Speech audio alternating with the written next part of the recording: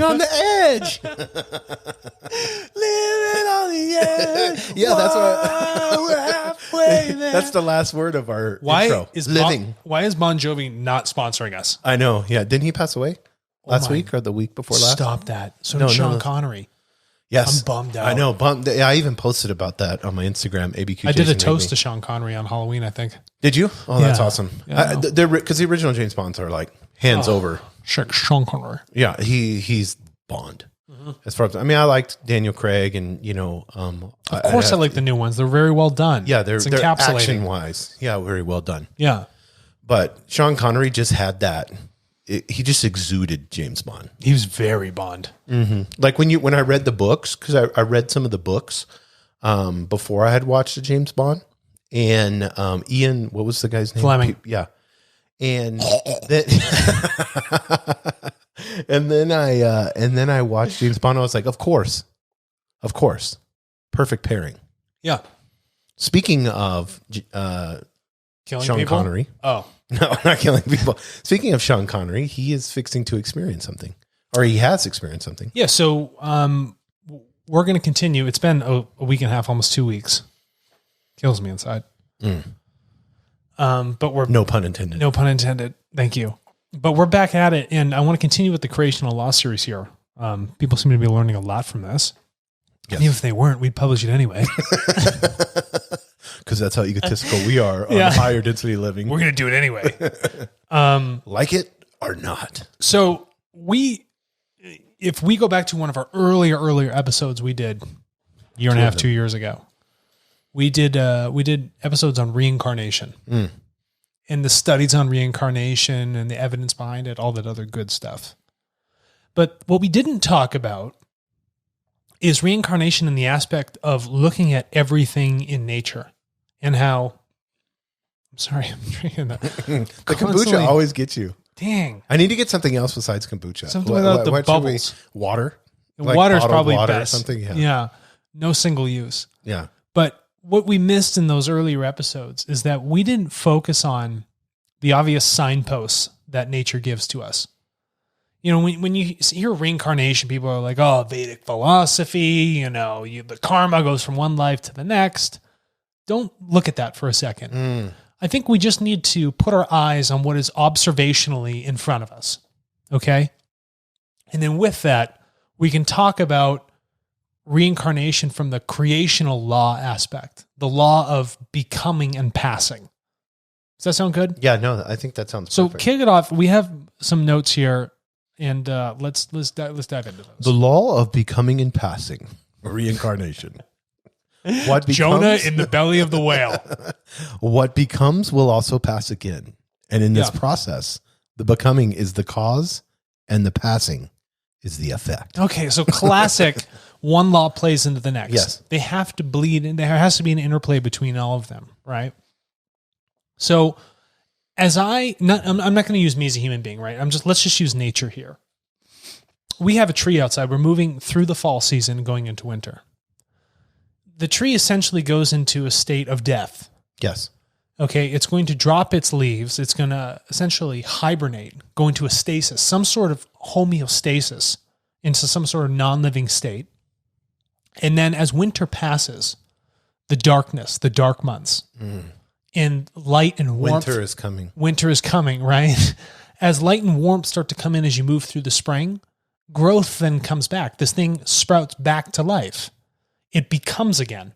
Its passing then becomes the cause for its becoming again, which then becomes the effect, and then vice versa. Jesus called it being born again. And then like baptism is the view of dying and then resurrecting again, coming again into a new life. Yeah, you're moving into that new life. And a new life, a law of becoming or passing, can also be a function of thought. This is my old way of thinking.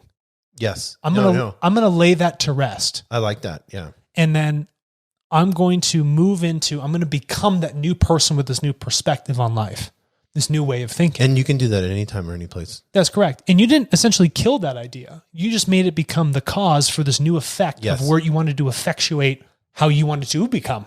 Right? I think it's important for people to understand this. This is really powerful what you just said. You know me, practical brain.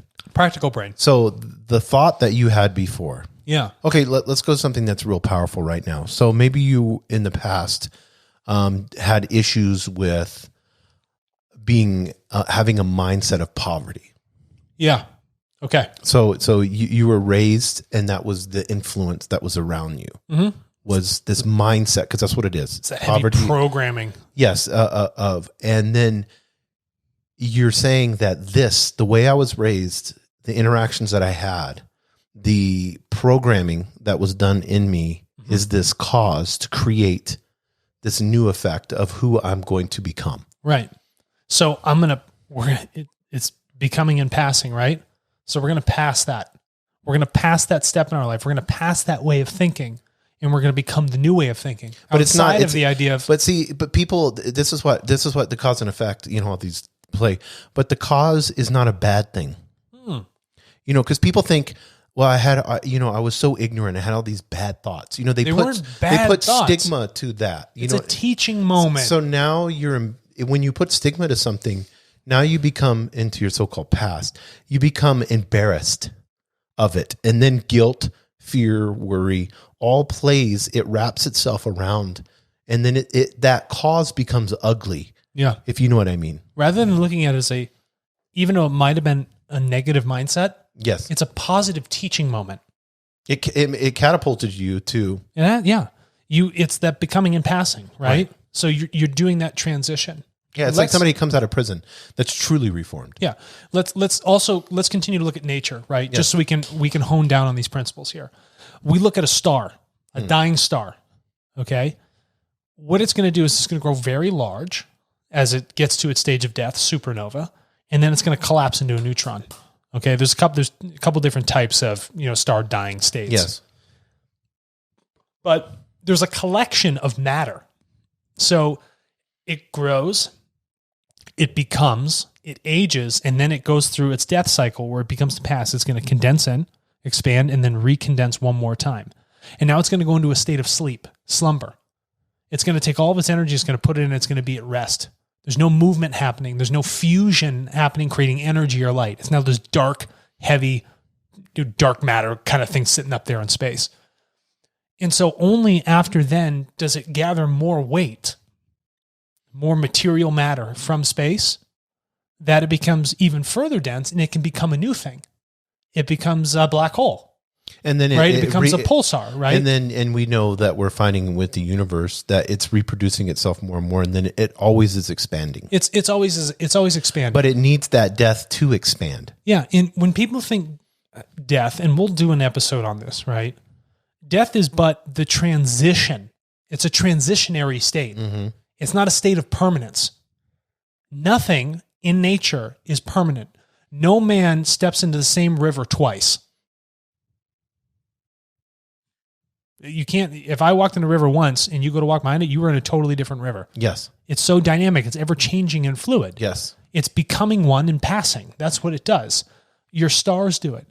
The sun comes up, goes away, becomes and passes. Dawn and dusk every single day, right? When you open your eyes, becomes. Close them, passes. Light and darkness, that's the same thing. When you breathe, becoming and passing. It's this interchange between all of these cause and effects, these laws of opposites. They're required to have that. So as we have growth, we naturally have to have that shrinking, right? That death, that consolidation. But if something consolidates, it has to then be balanced again with growth. Mm-hmm. It can't just consolidate forever. So that's when you find this natural sine wave cycle, right? Becoming, passing, reincarnation. We see it with seeds, plants, the way we think. Literally all of our engines, combustion engines, everything happens in this becoming and passing. Everything is a reincarnative process. Yeah, everything. Yeah. Everything's a reincarnative process. Everything we do.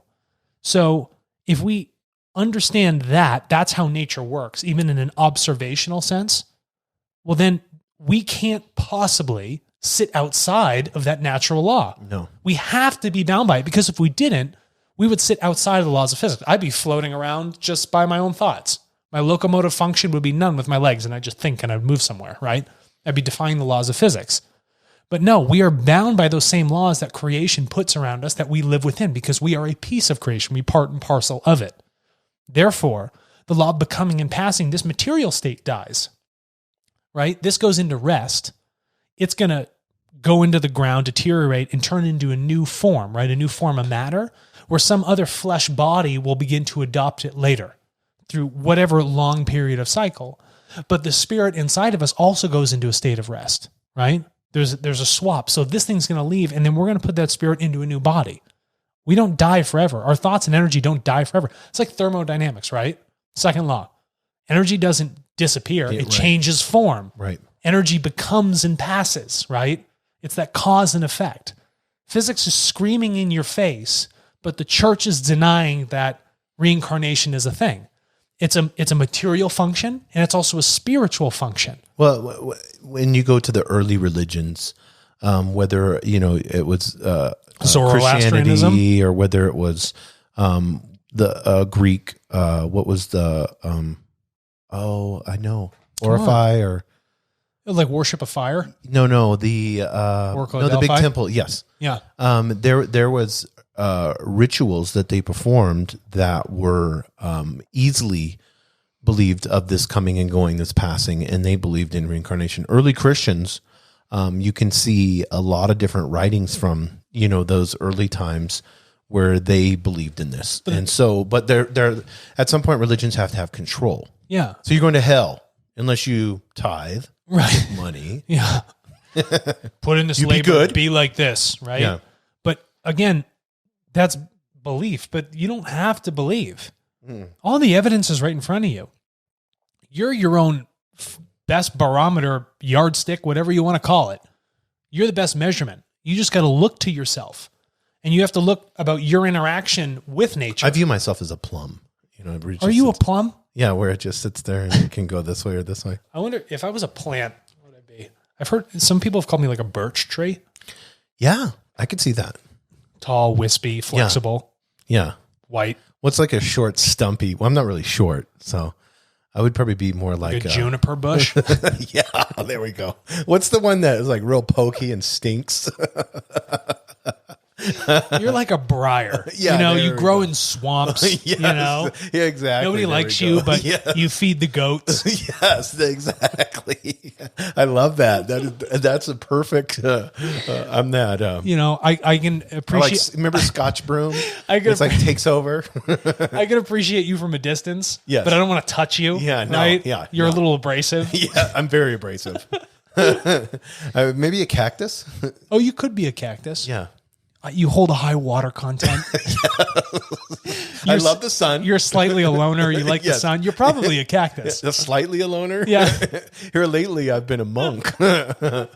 This is right here. Well, you're already bald, so you're in the right spot. Yes, exactly. It's perfect. I just need to wear the outfit.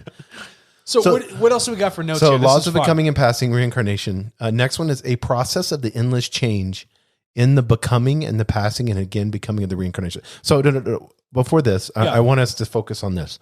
A process of the endless change. These three words are very important. In the becoming.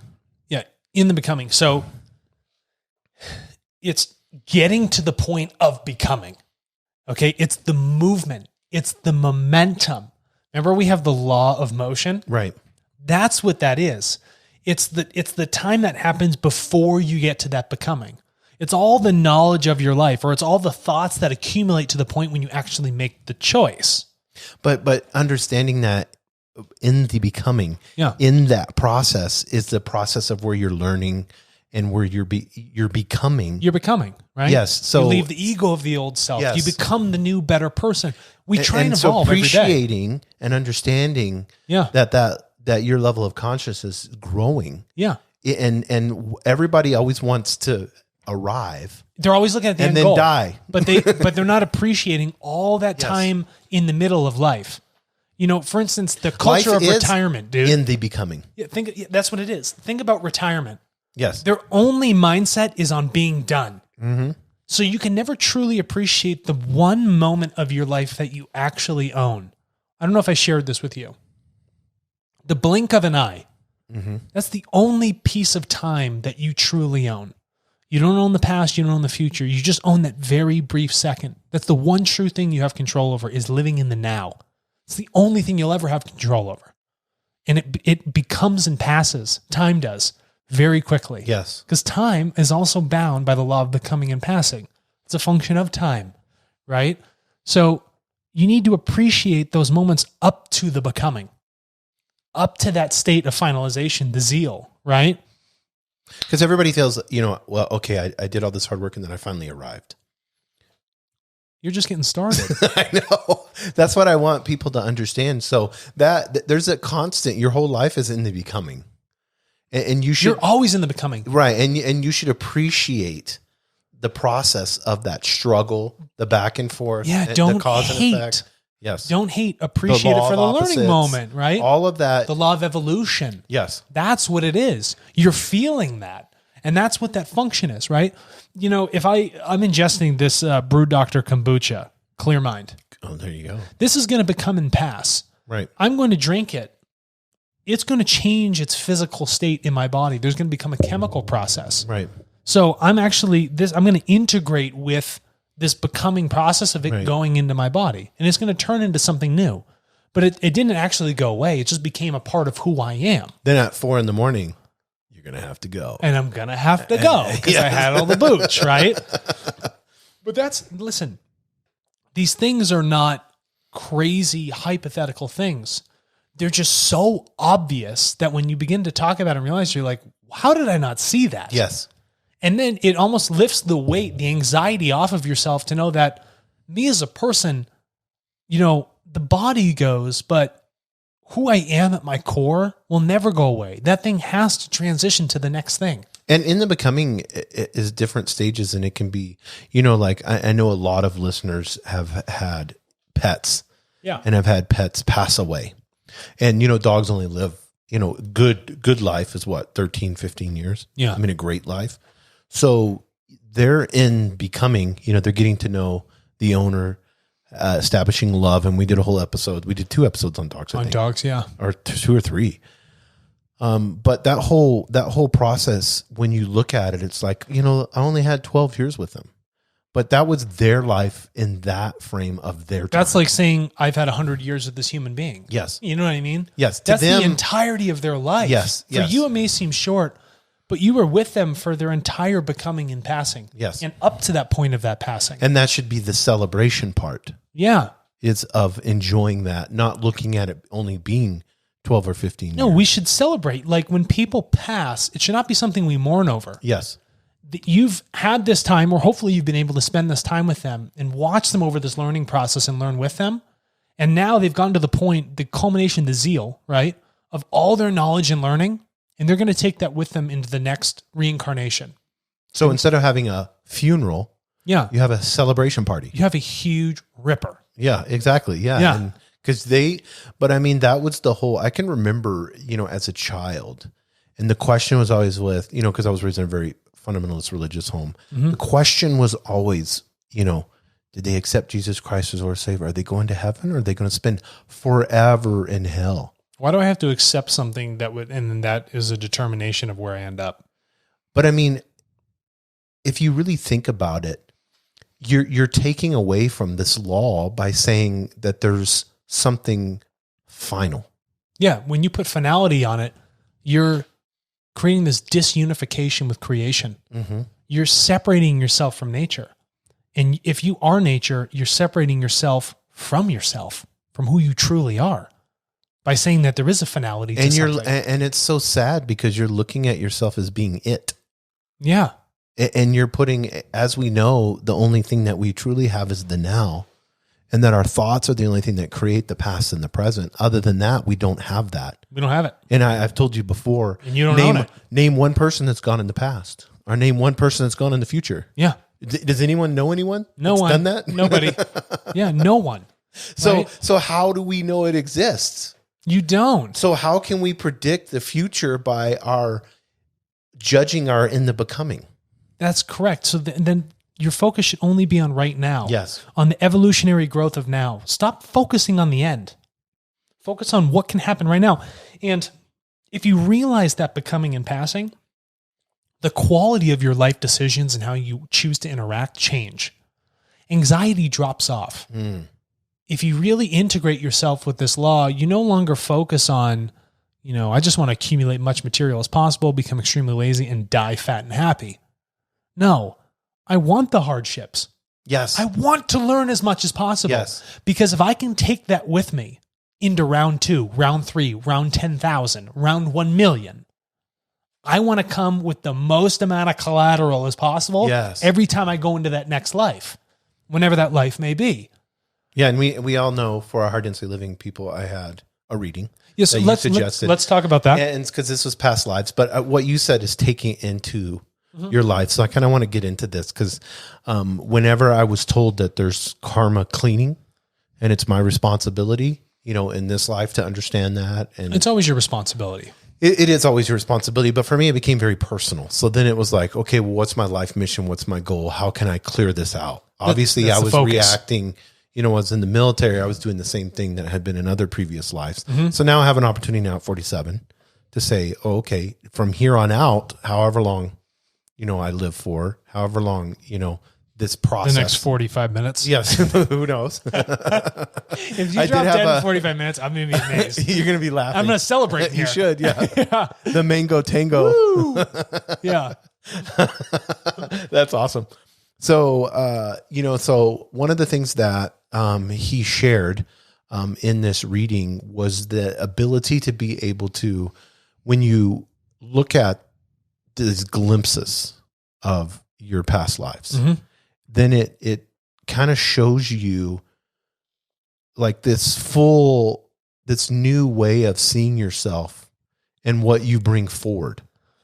You know what I mean? And did they call that karma, all the stuff that you bring forward from all your previous lives? You can't, that is in that life. Right. Karma's slightly a misnomer. Karma is a function of momentum. People are going to be, what does that mean? Well, we have a law on it. Yeah, it's a law. So when you have choice, when you make a choice, you create energy, and the energy has to go somewhere. There's momentum behind it. So all your choices, perspectives, understandings create different momentums. It's not karma. You don't actually carry the choices you made from that past life into this new one. So it'd be like Stalin deciding to kill millions of people, even though he's gone and dead. Yeah, he's not going to carry that energy. Over. That energy and momentum is still felt throughout the world. It's still felt throughout the world, right? Right. But that is not brought forward into whatever new life he has taken on. So he's not going to be a fly and be punished. No, that's nonsense, right? Things don't de-evolve. They continue to evolve.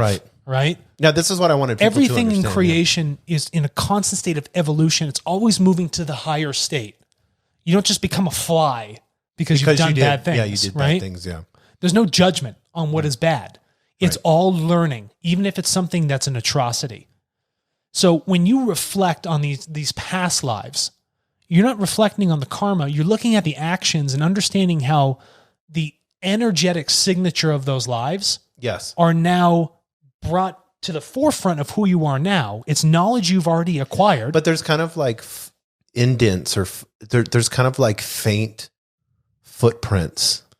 Well, it's only a footprint because you've now brought it in here and now you're associating with this energy. Oh, you're right. The energy has now been brought to light in this life. And so now you're going to make choices of momentum here through all the periods of your becoming and passing. Right. To now be like, okay, how do I go through this up to the becoming right now? But I'm also looking at it this way. It's like, I know with each and every single one of those that there was a pattern to them. Of course. And nature's patterns. And in that pattern, wouldn't I, if I'm operating in that pattern in a way that's conducive to humanity, uplifting humanity, that pattern, can I draw power from that to exhibit that to help humanity? Of course you can. Look at a battery.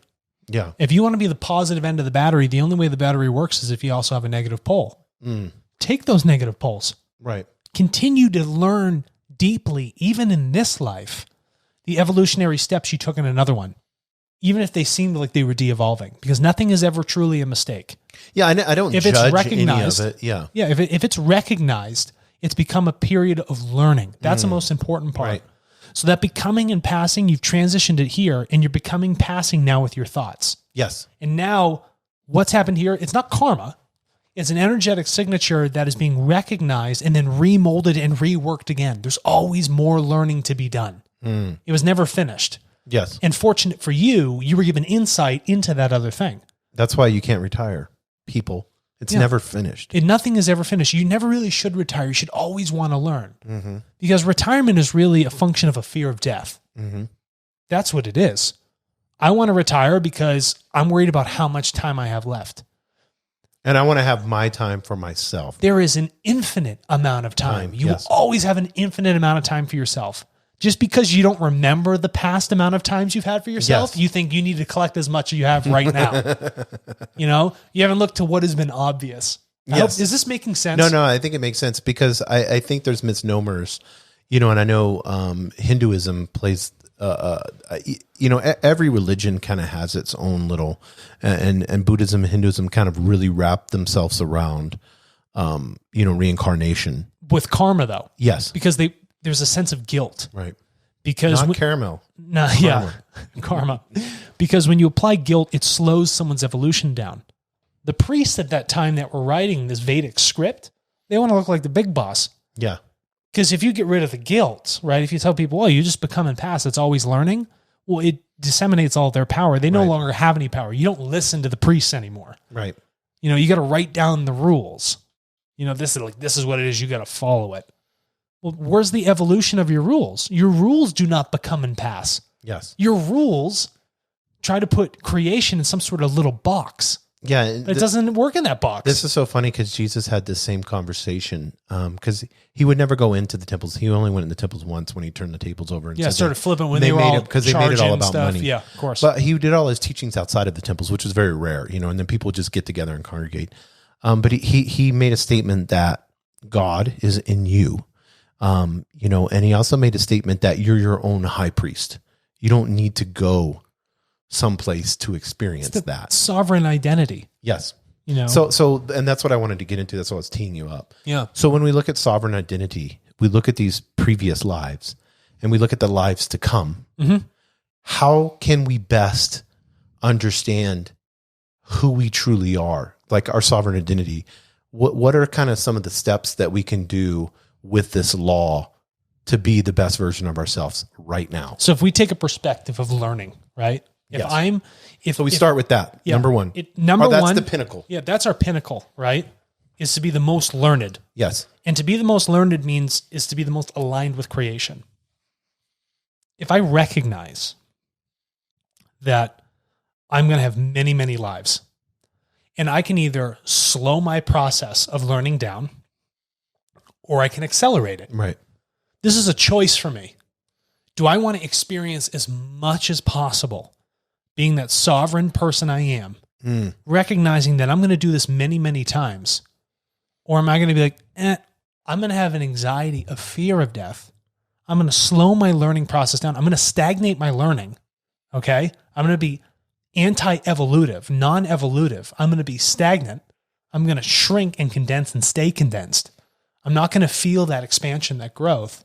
Well, you can choose to do so.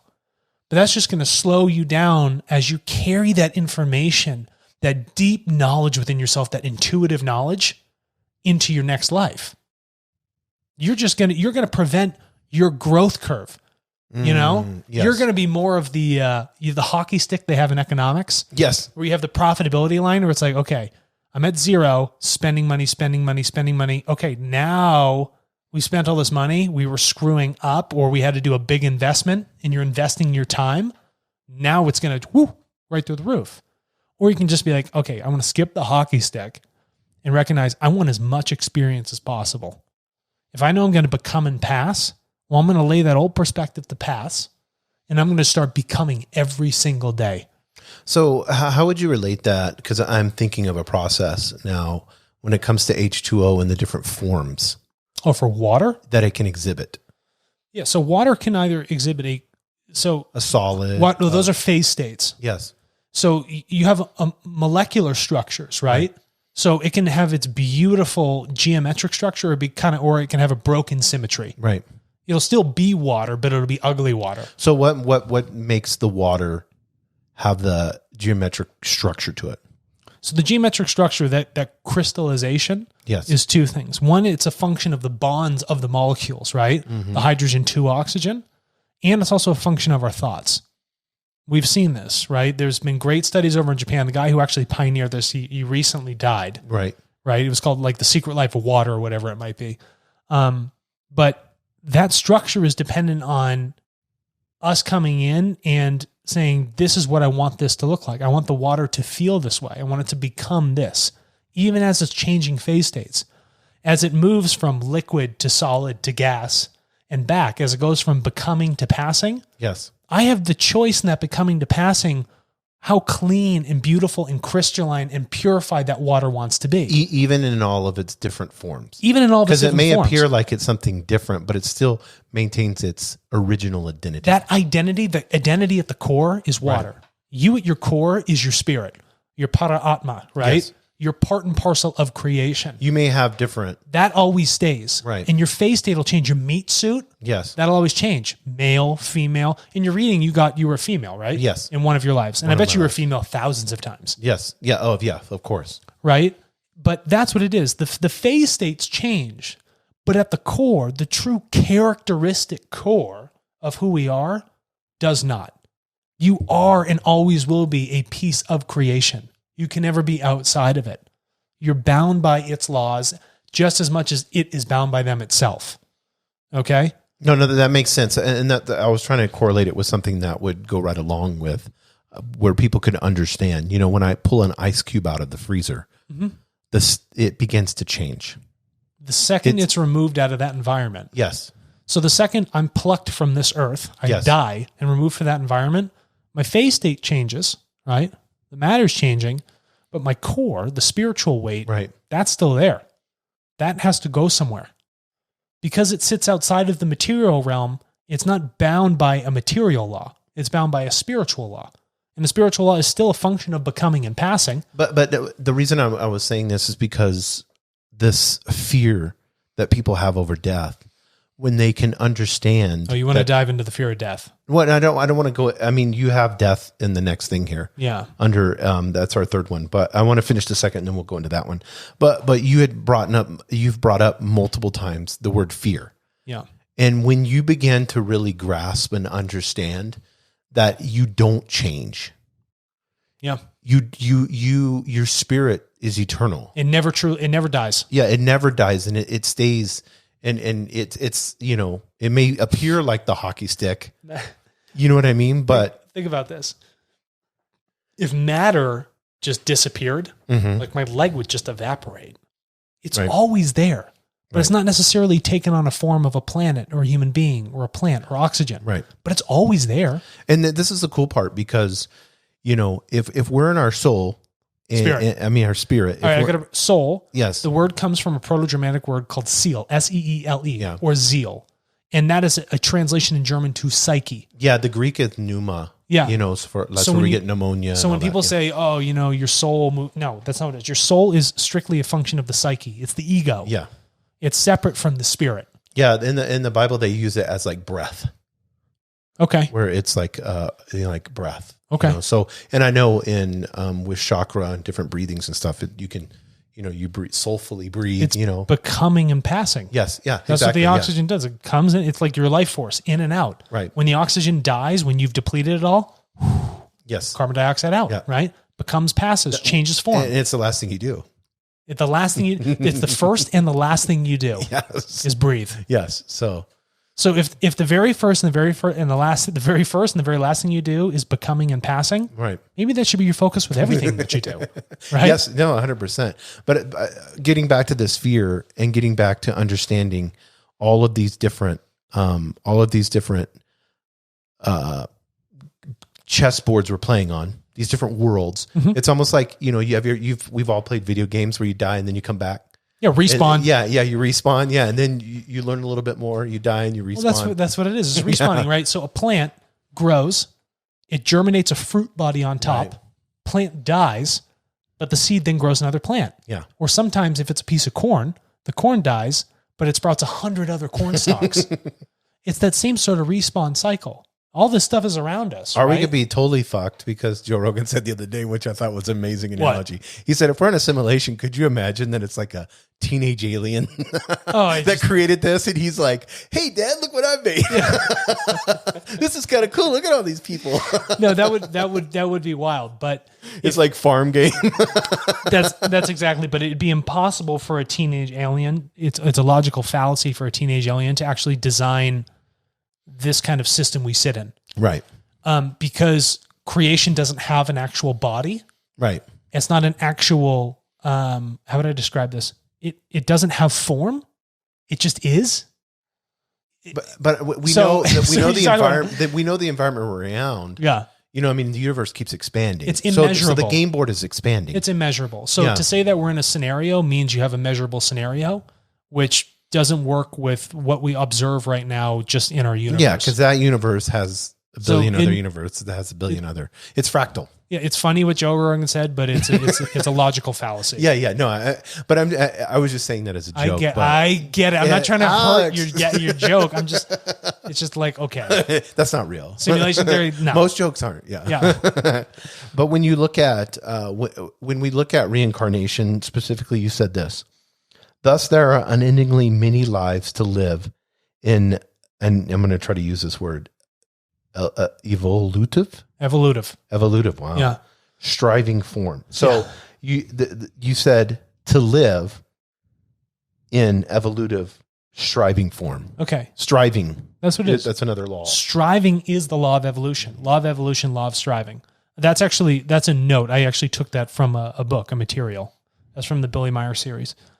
But because I don't want to take credit for it, but I will take credit for explaining it. What we're looking at is, remember that state of becoming? Mm-hmm. That's the focus. Read that one more time.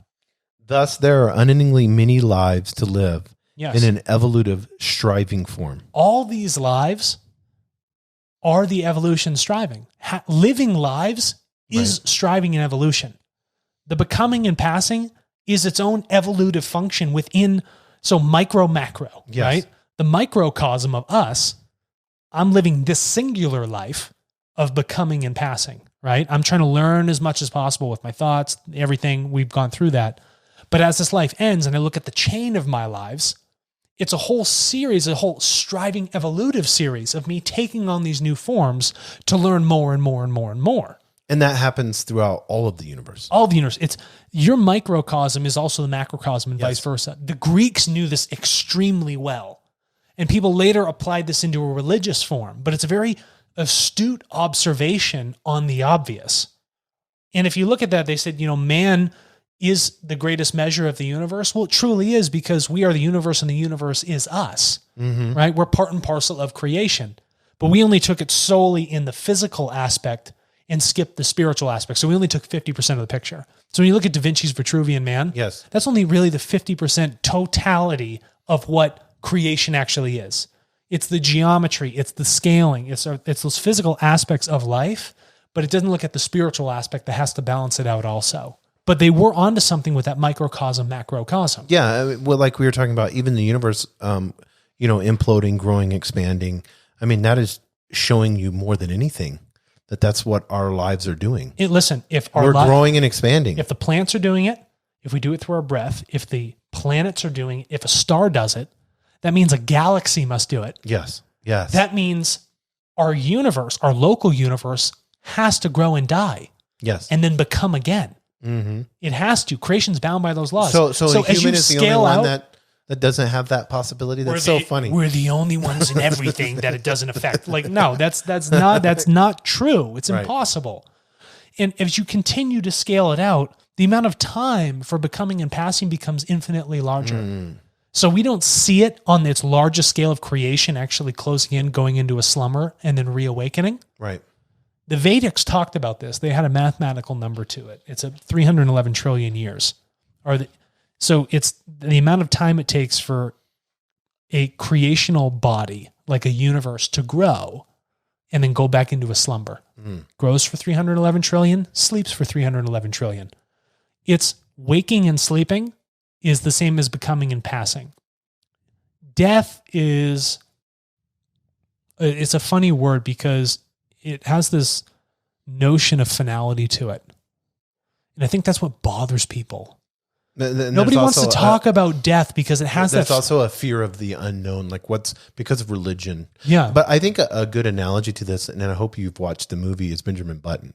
I like Benjamin Button. Yeah, and through the phases, Reverse phases. Yeah, reverse phases. But I thought it was interesting when you look at the perspective, and you see the people that he met in his life, Yeah. and how they had to move through it, and that he was looking at it in a whole different perspective because it was reversed. Yeah. It was kind of reverse engineered. You know what I mean? Cool. We need to embrace the uncertainty around us. And uncertainty is not a negative thing. It's just that you can't know everything. So embrace your unknowing. And you can embrace that by trying to learn as much as possible. Yes. So by embracing what is seen as negative leads to a very positive thing. But I mean, what I was getting at with this is you could reverse it. You could say that a birth is the death. Well, and it is. Death is the birth. The day you're born is the day you start dying, right? Yes. You age at Yes. that point. And when you die is actually your birth. Yes. You actually have taken all this knowledge and you've brought it into the spiritual world where you can ingest it in your slumber. Yes.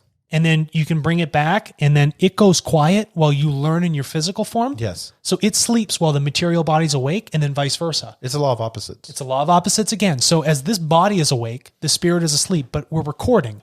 And as we die, as we pass, there's no fine line. You're just moving through something. It's a transition always. Now the spirit wakes up, reviews all that knowledge while the body is sleeping, and then it gets a new body, and then it goes back to sleep. There's a lot of energy that goes into our life. The amount of times your heart beats, the amount of energy output of your entire life, the electrical impulses, that force is quite incredible, right? So as you're going through this, it's going to need to rest. It has to stop sometime. It's not infinite. But after that's gone to rest, something else can then reawaken. The energy can now move into something else.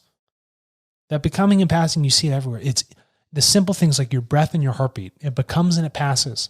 It's those waves. You see them all the time. Your thoughts become and pass. They send out a sine wave. Your heart sends out electrical impulses. You breathe in a sine wave with your lungs, or one lung if you have one, They're all there. They all become and pass. They fade and they go. Our thoughts, our relationships, our jobs, how we interact with nature, everything, all the perspectives change, and that uncertainty, that dynamicism in life needs to be embraced, because when you embrace that, you remove those fears. You no longer look at death as the finality, but the stage where, great, now I can move on to the next thing.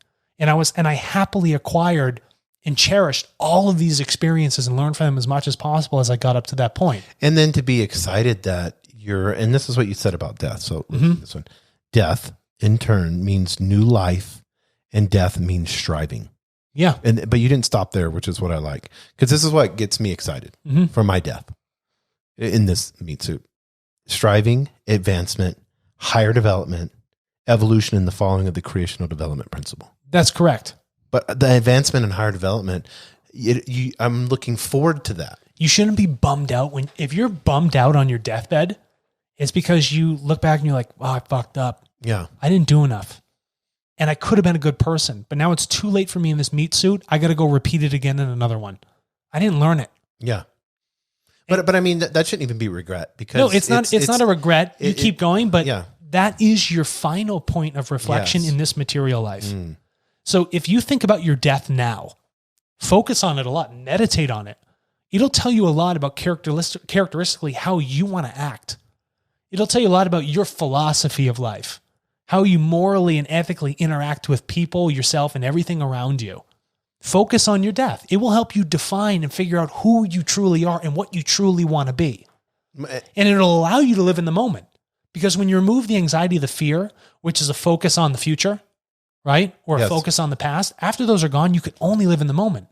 And you enjoy that, and you enjoy that learning. So that when you do get to your deathbed, you live in that moment of death. You live in that moment of passing, and you're able to reflect on all the beauty that you've done. And you get to carry that learning over, and you should feel so joyous in bringing that learning from this life and all those previous lives into the next one. Yep. You're carrying the biggest rucksack behind you, hiking the hills of Switzerland, right? Or the celestial heavenly bodies, whatever you want to do, that's what you're bringing with you. And you're going to stuff that thing. you're going to stuff the hell out of it. So ultimately, this law of striving, where we're learning and growing and expanding. I sent you that word today. I like my that affirmation. positive affirmation for the day. Yeah, I write it in. I usually try to write it. I actually, somebody had told me part of it yesterday. Like they were talking about success, love, and abundance, and I was like, have love, abundance, success. And then that was my thing. I want to expand in that. So expansion, as we see the universe expand, as we see plants expand. Expansion's a good word. Where they seed and they expand. You know why? Because it's not one-dimensional. Yes, you don't want to live your life one-dimensionally. You are dynamic.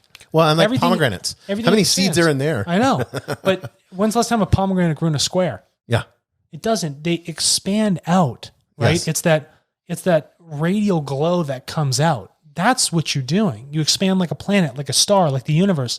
Your thoughts, all those things need to continue to expand with that energy. But I love this because as I begin to look, as the fruit begins to rot, it gives way to the seed to be able to go into the ground.